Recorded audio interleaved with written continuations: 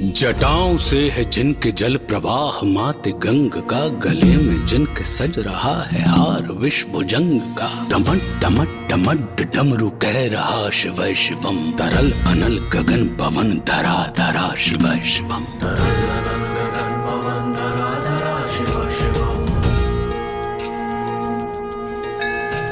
वे नंदनी के वंदनीय नंदनी स्वरूप है, वे तीन लोक के पिता स्वरूप एक रूप है। कृपालु ऐसे है कि चित्त जप रहा शिव शिवम, तरल अनल गगन पवन धरा धरा शिव शिवम। तरल अनल गगन पवन धरा धरा शिव शिवम। है नीलकंठ सौम्य नील पंकजा समान है, मनुष्य क्या वे देवता के दंड का विधान है। समक्ष उनके काल स्वयं भज रहा शिव शिवम, तरल अनल गगन पवन धरा धरा शिव शिवम। 4 घंटे की यात्रा के बाद हम लोग उज्जैन से पहुंचे हैं ओमकारेश्वर। और दोस्तों जो यहाँ के मौसम में बहुत ही बढ़िया है, तो चलिए मैं अभी आपको ओमकारेश्वर दर्शन कराता हूँ। और ये भी एक ज्योतिर्लिंग है, ये है आपका चौथा ज्योतिर्लिंग। चलिए दर्शन करवाता हूँ मैं आपको ओमकारेश्वर के।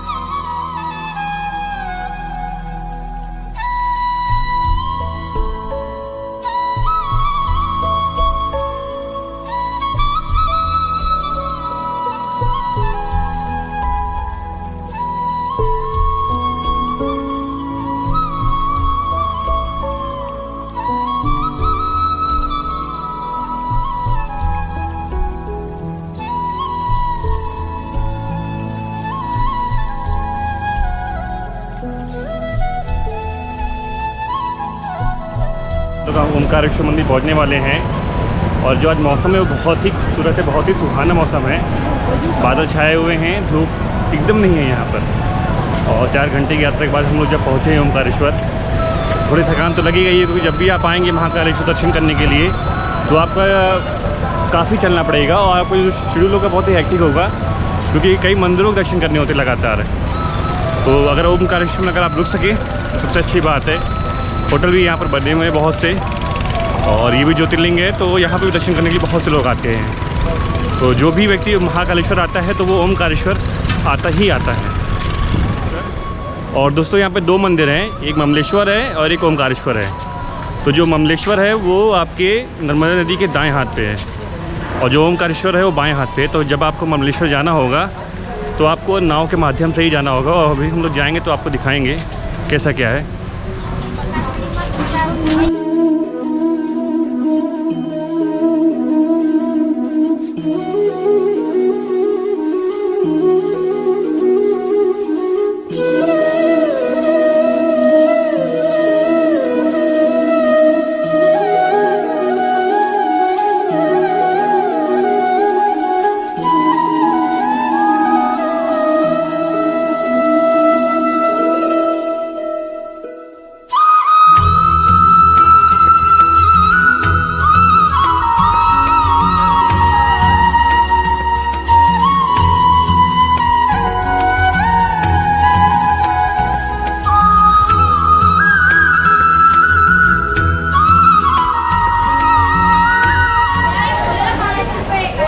और दोस्तों जब मैं यहाँ पे ओमकारेश्वर दर्शन करने आया हूँ तो मुझे कुछ याद काशी विश्वनाथ बनारस की आ रही है, क्योंकि वहाँ पर भी ऐसी ही गलियाँ हुआ करती हैं काशी विश्वनाथ में। क्योंकि जो भी गया होगा तो पहले ऐसी ही गलियाँ थी, लेकिन अब तो काफ़ी चौड़ा कॉरिडोर बन गया है, तो इस टाइप की गलियाँ नहीं थी। लेकिन जो लोग पहले गए होंगे कि काशी विश्वनाथ,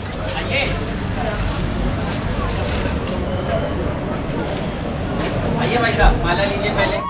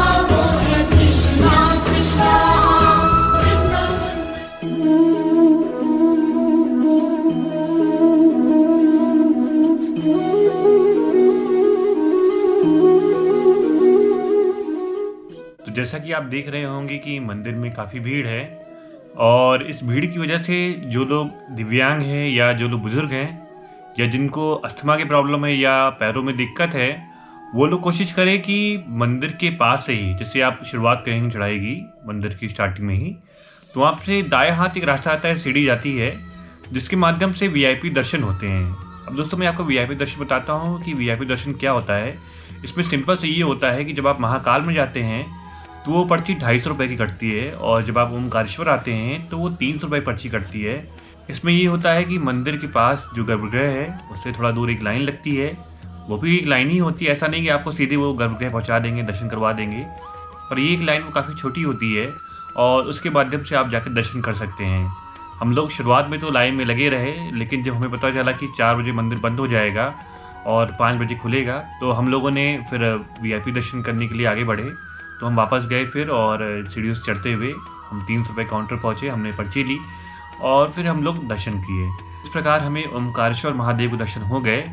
और अब बात करते हैं कि जैसे आपके महाकालेश्वर में आपको जलाभिषेक करने के लिए 1500 रुपये की पर्ची कटती है, वैसे काउंटर मैंने ओमकारेश्वर में कहीं नहीं देखा कि आपको जलाभिषेक करने की पर्ची कटेगी। हालांकि जब आप मंदिर में गर्भगृह के पास पहुँचेंगे तो बहुत से पंडित जी वहाँ पर खड़े रहते हैं, जो कि आपसे दक्षिणा लेकर के, अब आप वो आपके ऊपर है कि आप उनको 200, 100, 500 जो देते हैं उस हिसाब से आपसे वो खुद ही जल की व्यवस्था कर देंगे और आप जाकर शिवलिंग में जल चढ़ा सकते हैं।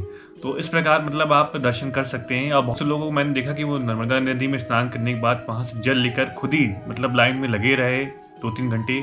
उसके बाद जब वो पहुँचे हैं ओमकारेश्वर गर्भगृह में तो वहाँ पे उन्होंने जलाभिषेक किया है। तो ये कुछ तरीके हैं जिसके माध्यम से आप जलाभिषेक कर सकते हैं, लेकिन ध्यान रखने वाली बात यह है कि वहाँ पर भीड़ बहुत ज़्यादा लगती है, तो थोड़ा सा आपको भीड़ में ध्यान रख करके ही आगे बढ़ना है। और मैंने ये चीज़ देखा कि वहाँ पे बहुत से पंडित जी लोग खड़े रहते हैं जो कहते हैं मैं आपको वीआईपी दर्शन करवा देंगे। हालांकि ऐसा कुछ होता नहीं है कि कोई वीआईपी दर्शन आपको करवा सकता है, उसके लिए आपको पर्ची कटवानी ही पड़ेगी। आप पर्ची कटवा लीजिए, आराम से जाके लाइन में लग जाइए और महादेव के दर्शन आपको प्राप्त हो जाए।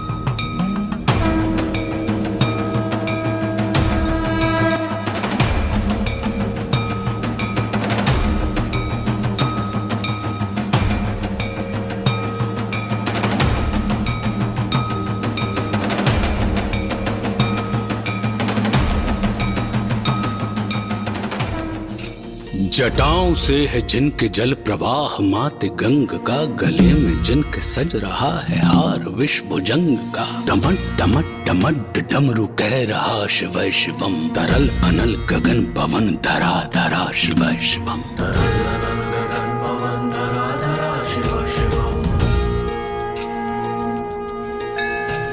वे नंदनी के वंदनीय नंदनी स्वरूप है, वे तीन लोक के पिता स्वरूप एक रूप है। कृपालु ऐसे है कि चित्त जप रहा शिव शिवम, तरल अनल गगन पवन धरा धरा शिव शिवम। तरल अनल गगन पवन धरा धरा शिव शिवम।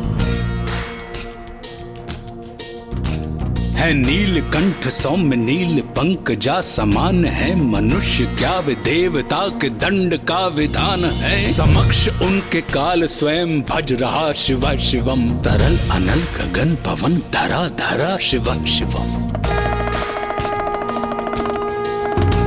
सदैव सर्व मंगला कला के शीर्ष देवता, वही विनाश काल है वही जनक जनन सदा। नमन कृतज्ञ प्राण यह जपे सदा शिव शिवम, तरल अनल गगन पवन धरा धरा शिव शिवम। तरल अनल गगन पवन धरा धरा शिव शिवम। विशेष है अशेष है प्रशेष है विशेष है, जो उनको जैसा धार ले वे उसके जैसा भेष है। वे नेत्र सूर्य देवता का चंद्रमा का भाल है, विलय भी वे प्रलय भी वे अकाल महाकाल है। उसी के नाथ हो गए जो उनके साथ हो लिया, वहीं के हो गए हैं वे जहां सुना शिव शिवम। डमट डमट डमट डमरू कह रहा शिव शिवम, तरल अनल गगन पवन धरा धरा शिव शिवम। तरल अनल गगन पवन धरा धरा शिव शिवम, तरल अनल गगन पवन धरा धरा शिव शिवम।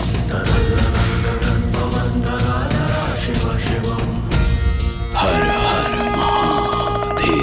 तरल अनल गगन पवन धरा धरा शिव शिवम।